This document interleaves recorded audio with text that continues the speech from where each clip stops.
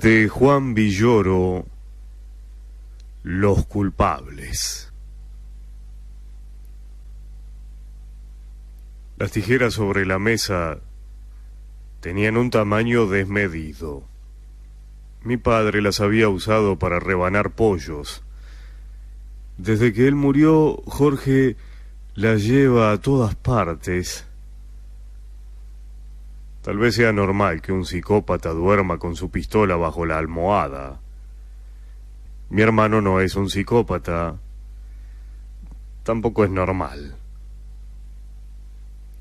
Lo encontré en la habitación encorvado, luchando para sacarse la camiseta. Estábamos a 42 grados. Jorge llevaba una camiseta de tejido burdo, ideal para adherirse como una segunda piel. «¡Ábrela!», gritó con la cabeza envuelta por la tela. Su mano señaló un punto inexacto que no me costó trabajo adivinar. Fui por las tijeras y corté la camiseta. Vi el tatuaje en su espalda. Me molestó que las tijeras sirvieran de algo. Jorge volvía útiles las cosas sin sentido. Para él eso significaba tener talento.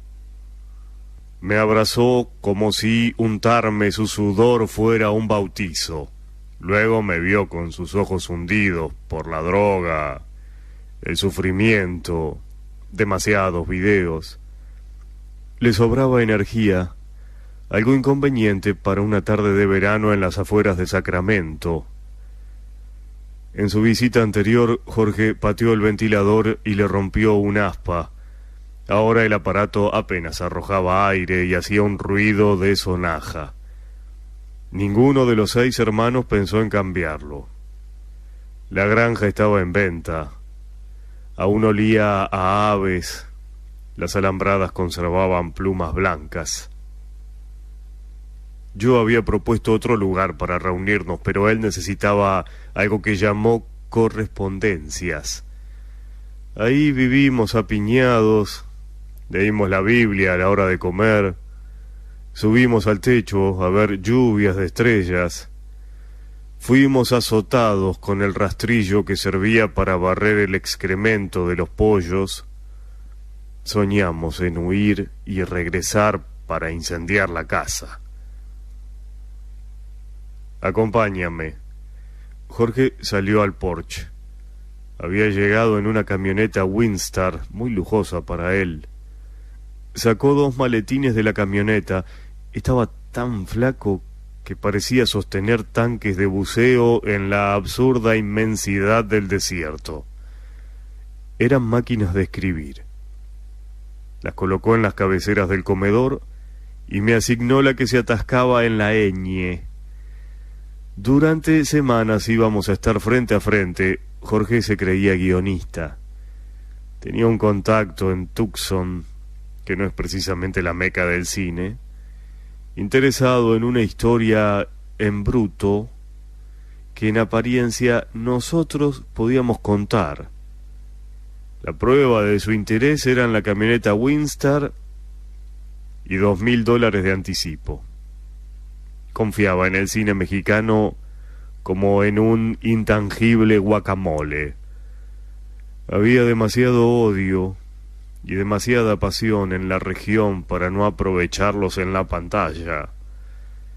En Arizona, los granjeros disparaban a los migrantes extraviados en sus territorios. Un safari caliente, había dicho el hombre al que Jorge citaba como a un evangelista. Luego el improbable productor había preparado un cóctel margarita color rojo. Lo mexicano se imponía entre un reguero de cadáveres. La mayor extravagancia de aquel gringo era confiar en mi hermano. Jorge se preparó como cineasta paseando drogadictos norteamericanos por las costas de Oaxaca. Ellos le hablaron de películas que nunca vimos en Sacramento. Cuando se mudó a Torreón, visitó a diario un negocio de videos donde había aire acondicionado. Lo contrataron para normalizar su presencia y porque podía recomendar películas que no conocía. Regresaba a Sacramento con ojos raros. Seguramente eso tenía que ver con Lucía. Ella se aburría tanto en este terregal que le dio una oportunidad a Jorge. Aún entonces, cuando conservaba un peso aceptable e intacta su dentadura, mi hermano parecía un chiflado cósmico, como esos tipos que han entrado en contacto con un ovni. Tal vez tenía el pedigrí de haberse ido. El caso es que ella lo dejó entrar a la casa que habitaba atrás de la gasolinera. Costaba trabajo creer que alguien con el cuerpo y los ojos de obsidiana de Lucía no encontrara un candidato mejor entre los traileros que se detenían a cargar diésel. Jorge se dio el lujo de abandonarla. No quería atarse a Sacramento, pero lo llevaba en la piel. Se había tatuado en la espalda una lluvia de estrellas, las lágrimas de San Fortino, que caen el 12 de agosto. Fue el gran espectáculo que vimos en la infancia. Además, su segundo nombre es Fortino. Mi hermano estaba hecho para irse, pero también para volver. Preparó su regreso por teléfono. Nuestras vidas rotas se parecían a las de otros cineastas. Los artistas latinos la estaban haciendo en grande. El hombre de Tucson confiaba en el talento fresco. Curiosamente, la historia en bruto era mía. Por eso tenía frente a mí una máquina de escribir. También yo salí de Sacramento. Durante años conduje trailers a ambos lados de la frontera. En los cambiantes paisajes de esa época, mi única constancia fue la cerveza Tecate. Ingresé en Alcohólicos Anónimos después de volcarme en los vidrios con un cargamento de fertilizantes. Estuve inconsciente en la carretera durante horas, respirando polvo químico para mejorar tomates. Quizá esto explica que después aceptara un trabajo donde el sufrimiento me pareció agradable. Durante 4 años repartí bolsas con suero para los indocumentados que se extravían en el desierto. Recorrí las rutas de Agua Prieta a Douglas, de Sonoita a Lukeville, de Nogales a Nogales. Rentaba un cuarto en cada uno de los nogales, como si viviera en una ciudad y en su reflejo. Conocí polleros, agentes de la migra, miembros del programa paisano. Nunca vi a la gente que recogía las bolsas con suero. Los únicos indocumentados que encontré estaban detenidos. Temblaban bajo una frazada. Parecían marcianos. Tal vez solo los coyotes bebían el suero. A la suma de cadáveres hallados en el desierto le dicen The Body Count. Fue el título que Jorge escogió para la película. La soledad te vuelve charlatán. Después de manejar 10 horas sin compañía, escupes palabras. Ser exalcohólico es tirar rollos, eso me dijo alguien en Alcohólicos Anónimos. Una noche, a la hora de las tarifas de descuento, llamé a mi hermano. Le conté algo que no sabía cómo acomodar. Iba por una carretera de terracería cuando los faros alumbraron 2 siluetas amarillentas, migrantes. Estos no parecían marcianos, parecían zombies. Frené y alzaron los brazos como si fuera a detenerlos. Cuando vieron que iba desarmado, gritaron que lo salvara por la Virgen y el amor de Dios. Están locos, pensé. Echaban espuma por la boca, se aferraban a mi camisa, olían a cartón podrido. Ya están muertos. Esta idea me pareció lógica. Uno de ellos imploró que lo llevara a donde fuese. El otro pidió agua. Yo no traía cantimplora. Me dio miedo, o asco, o quién sabe qué, viajar con los migrantes deshidratados y locos, pero no podía dejarlos ahí. Les dije que lo llevaría atrás. Ellos entendieron que en el asiento trasero. Tuve que usar muchas palabras para explicarles que me refería a la cajuela, al maletero, su lugar de viaje. Quería llegar a Phoenix al amanecer. Cuando las plantas espinosas rasguñaron el cielo amarillo, me detuve a orinar.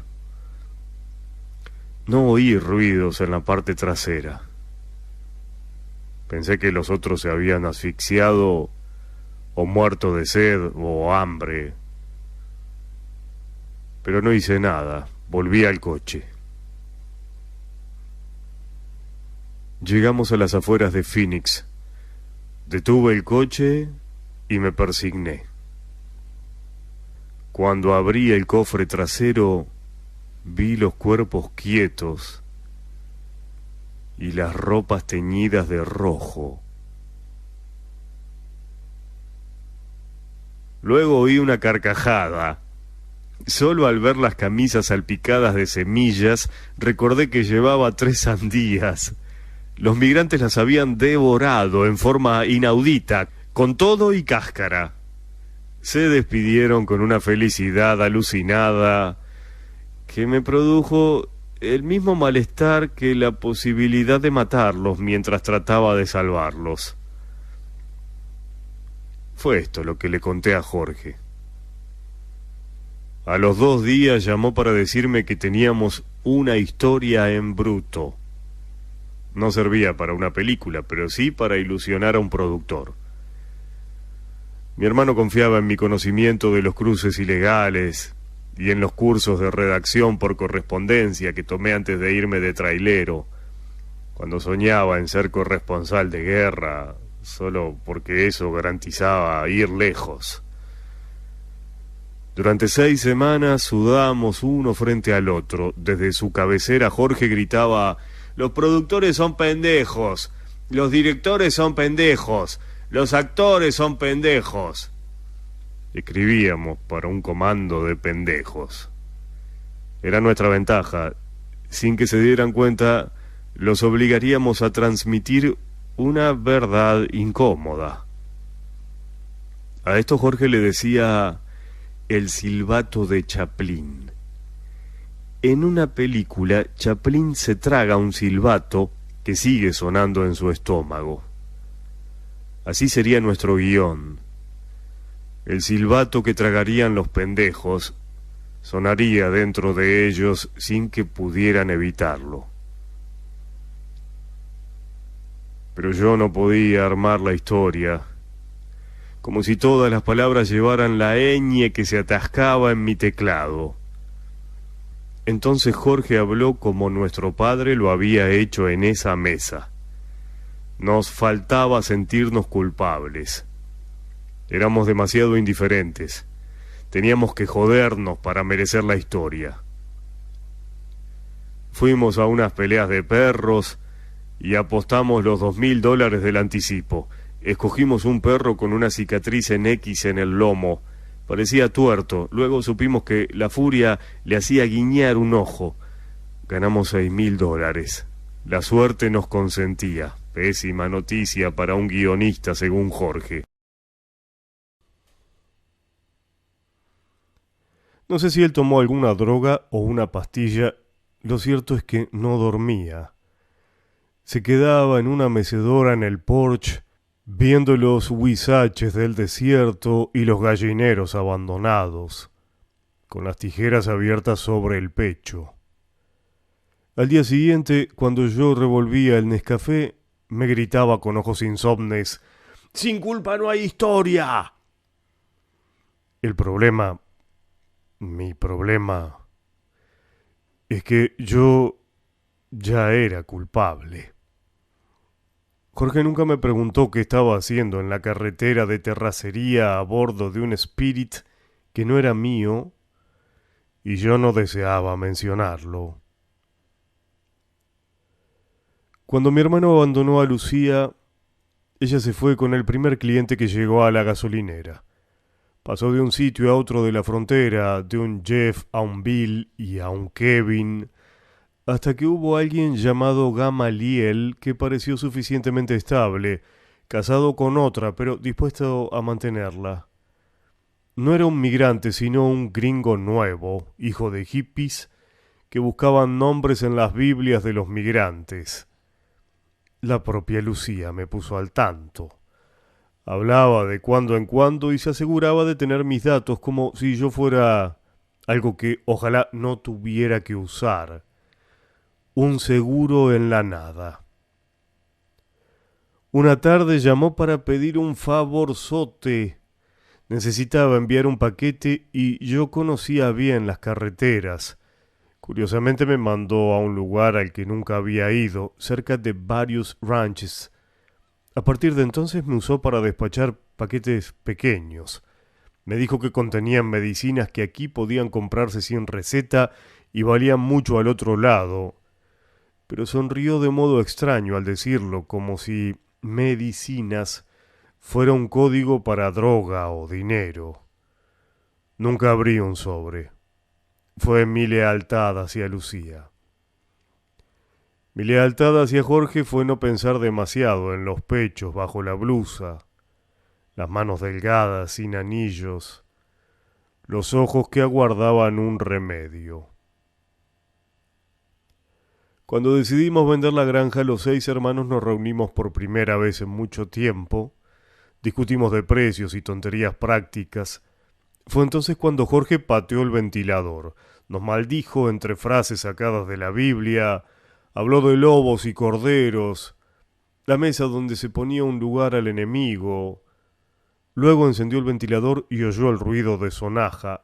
Sonrió como si eso fuera divertido. El hermano que me ayudaba a bajarme los pantalones después de los azotes para sentir la fría delicia del río, se creía ahora un cineasta con méritos suficientes para patear ventiladores. Lo detesté como nunca lo había hecho. La siguiente vez que Lucía me llamó para recoger un envío, no salí de su casa hasta el día siguiente. Le dije que mi coche estaba fallando. Me prestó el Spirit que le había regalado Gamaliel. Yo quería seguir tocando algo de Lucía, aunque el coche viniera de otro hombre. Pensé en esto en la carretera y quise aportarle un toque personal al Spirit. Por eso me detuve a comprar sandías. No volví a ver a Lucía. Devolví el coche cuando ella no estaba en su casa y arrojé las llaves al buzón. Sentí un sabor acre en la boca, ganas de romper algo. En la noche llamé a Jorge, le conté de los zombies y las sandías. Al cabo de 6 semanas, marcas azules circundaban los ojos de mi hermano. Cortó en cuadritos los dólares que ganamos en las peleas de perros, pero tampoco así nos llegó la culpa creativa. No sé si sacó esa idea de los castigos en la granja a manos de un padre de fanática religiosidad, o si las drogas en la costa de Oaxaca le expandieron la mente de ese modo, un campo donde se cosecha con remordimientos. Asalta un banco, le dije. El crimen no cuenta, necesitamos una culpa superable. Estaba a punto de decir que me había acostado con Lucía, pero las tijeras para pollos estaban demasiado cerca. Horas más tarde Jorge fumaba un cigarro torcido, olía a marihuana, pero no lo suficiente para mitigar la peste de las aves de corral. Vio la mancha de salitre donde había estado la imagen de la Virgen. Luego me contó que seguía en contacto con Lucía. Ella tenía un negocio modesto, medicinas de contrabando. Era ilícito, pero nadie se condena por repartir medicinas. Me preguntó si yo tenía algo que decirle. Por primera vez pensé que el guión era un montaje para obligarme a confesar. Salí al porche sin decir palabra y vi la Windstar. Era posible que el productor fuese Gamaliel y los dólares y la camioneta vinieran de él. Jorge era su mensajero. Traía a la casa los celos de otra persona. Podía haberse degradado con tanto cálculo.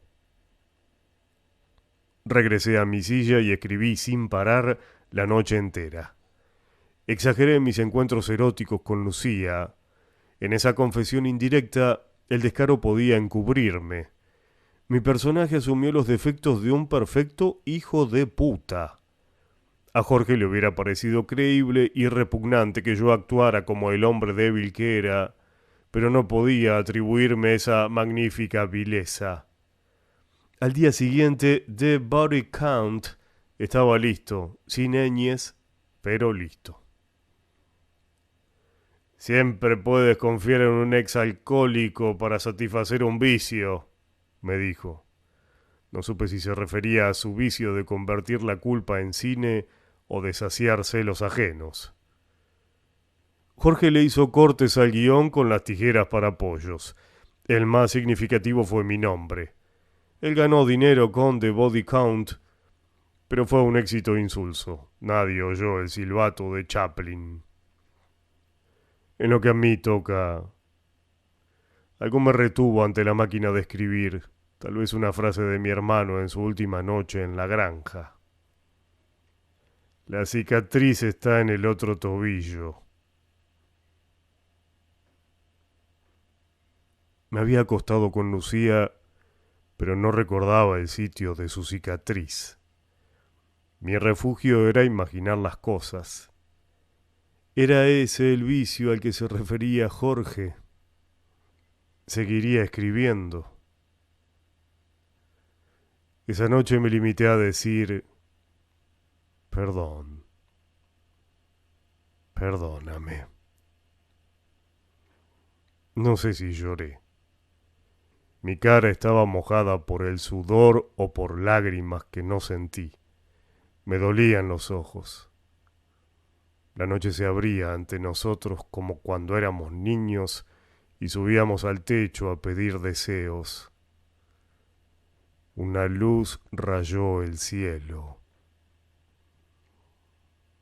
12 de agosto, dijo Jorge. Pasamos el resto de la noche viendo estrellas fugaces como cuerpos perdidos en el desierto.